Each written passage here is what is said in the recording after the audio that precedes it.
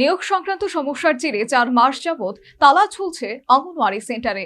লেখাপড়া থেকে বঞ্চিত কোমলমতি শিশুরা অপরদিকে শীততাপ নিয়ন্ত্রিত ঘরে পা তুলিয়ে সময় অতিবাহিত করছেন দায়িত্বপ্রাপ্ত সিডিপিও। ভোট বড় বালায়, আর তার জেরেই একাংশ সিদ্ধান্ত বাস্তবায়নের কাঁটা বেছানো পথে যেন পা ফেলতে পারছে না। এমনই এক ঘটনা ক্যামেরাবন্দি হলো কমলপুর দুর্গাচৌমোহনী ব্লকের ছোট সুরমা পঞ্চায়েত এলাকায়। কমলপুর দুর্গাচৌমোহনী ব্লকের ছোট সুরমা পঞ্চায়েতের লিঙ্গুটিয়া পাড়া অঙ্গনবাড়ি কেন্দ্র। অঙ্গনবাড়ি কেন্দ্রটি সালেমা আইসিডিএস এর অধীন। এই অঙ্গনবাড়ি কেন্দ্র গত 4 মাস আগে দিদিমণি অবসর নেন। তার পরিপ্রেক্ষিতে সালেমা আইসিডিএস দপ্তর থেকে দিদিমণির নিয়োগ করার জন্য আবেদনপত্রের আহ্বান করা হয়, কিন্তু গ্রামবাসীদের দাবি গ্রামের শিক্ষিত যে কোনো মহিলাকে নিয়োগ করতে হবে। এই দাবি জানিয়ে লেঙ্গুটিয়া পাড়া অঙ্গনবাড়ি কেন্দ্রে 3টি দরজায় তালা ঝুলিয়ে দেয়। আজ যে 4 মাস অতিক্রান্ত, ফলে কোমলমতি শিশুরা পড়াশোনা থেকে বঞ্চিত।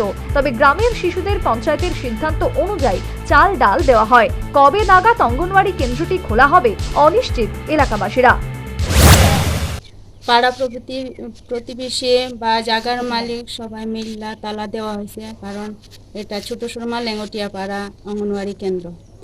এখানে 12 দিন থেকে একজন দিদিরে নিয়োগ করতেছিল, যার কারণে পাড়া প্রতিবেশী সবার অবজেকশন তালা দেওয়া হয়েছে। এই পাড়ার থেকে কোনো একজনের নিয়োগ করলে তো ওই তালা খোলা হইবে এখানে। আচ্ছা, তো এই জায়গাটা কার? জায়গাটা রামস্বরূপ গৌড়ের, আচ্ছা, পর্চা টর্চা সব আছে। তো এই যে স্কুলটা যে এত মাস জোড়া বন্ধ, প্রায় 4 মাস যাবৎ বন্ধ, তো এই যে শিশুরা ক্ষতি হইতেছে না? না, ক্ষতি হইতাছে বলতে আমরা ওই চাল ডাল আইতাছে দিদিমণির ইস্যু করে দিতে হচ্ছে, তা বিলবেন তারা পরে যাবার।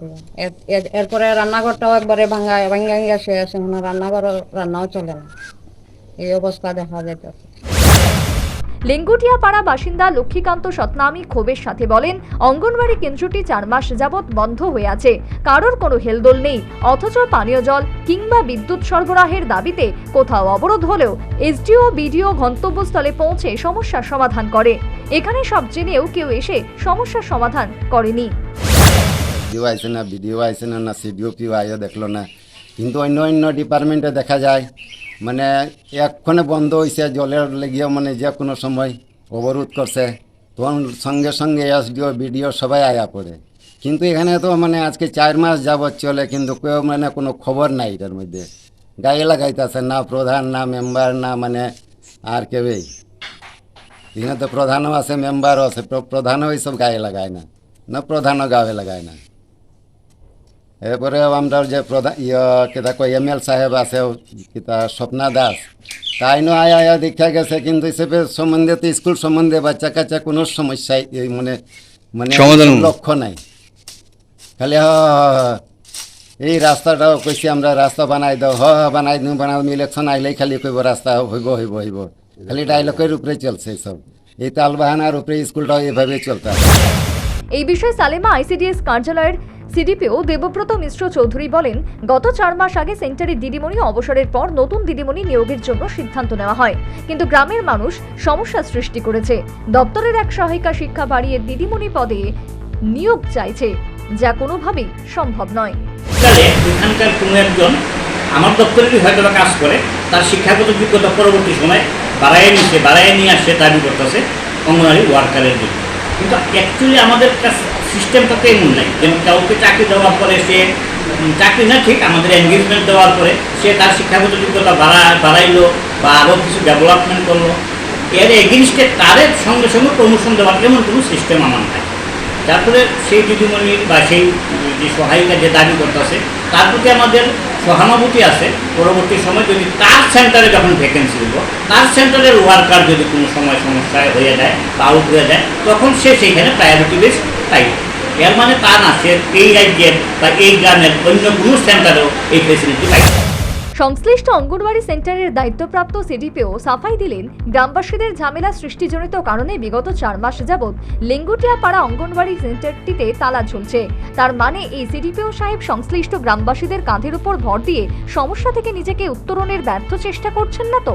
গ্রামবাসীদের দাবি থাকতেই পারে, তাতে সমস্যা সৃষ্টি হতেই পারে, আর এই সমস্যা সমাধানের জন্যই তো সিডিপিও নামক পদ বা পোস্টটি রয়েছে। এই পদে যে বা যিনি থাকবেন তাকে সংশ্লিষ্ট সমস্যার সমাধানে ইতিবাচক পদক্ষেপ গ্রহণ করতে হবে।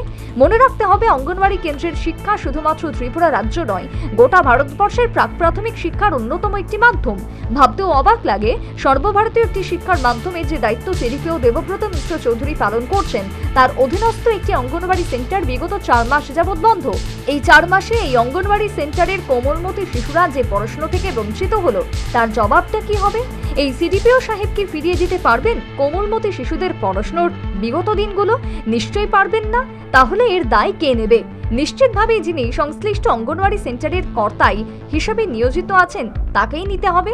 যেখানে রাজ্য সরকার পড়াশোনার গুণগত মান বৃদ্ধির জন্য একাধিক ইতিবাচক পদক্ষেপ গ্রহণ করেছে, আর সেখানে বাল্য শিক্ষা থেকে বঞ্চিত হচ্ছে লিঙ্গুটিয়া অঙ্গনওয়াড়ি সেন্টারের কোমলমতি শিশুরা, তাহলে কি সিডিপিও দেবব্রত মিশ্র চৌধুরী শীততাপ নিয়ন্ত্রিত ঘরে পা দুলিয়ে কি সময় অতিবাহিত করছেন?